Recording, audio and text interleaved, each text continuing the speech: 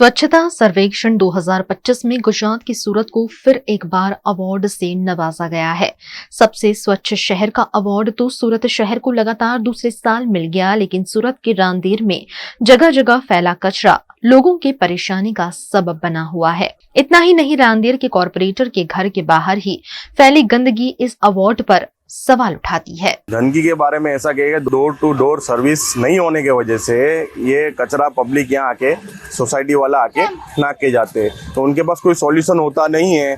कितनी भी कंप्लेन होने के बाद, एक दिन आने के बाद 8 दिन गाड़ी नहीं आती है, उसके बाद पब्लिक यहाँ आके फेंक के कचरा चली जाती है। अगर डोर टू डोर सर्विस अगर चालू हो जाए डेली के डेली, तो ये सॉल्यूशन दूर हो जावे। या फिर यहाँ अपने एसएमसी वाले साहब को अगर यहाँ एक गाड़ी या एक कंटेनर रख देवे तो उसका सॉल्यूशन हो जावे। कचरा पड़ता है, उसके जो कुत्ते ज़्यादा आते हैं। 3-4 दिन पहले एक बनाव भी बना है, एक बच्चे को कुत्ता खाता भी है और रात को पब्लिक के पीछे और बच्चों के पीछे दौड़ते भी है। 15,000 की बस्ती है, हमारे बच्चे सबके सोसाइटी में से निकलते हैं। हमको डर रहता है कि कुत्ता हमारे बच्चे को काट नहीं खावे।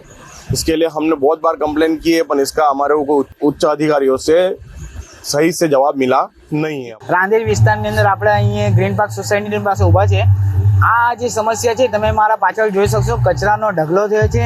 રાંદેરના દરેક વિસ્તારમાં, દરેક નુક્કર પર 100 મીટરના નુક્કર પર તમને કચરાના ઢગલા જોવા છે। આપણે જે જગ્યા ઊભા છે અહીંથી 100 મીટરની દૂરી પર રાંદેર વિસ્તારના કોર્પોરેટરનું ઘર છે અને એની 200 મીટરની દૂરી પર સ્ટેન્ડિંગ કમિટી એટલે ચેરમેનનું ઘર છે।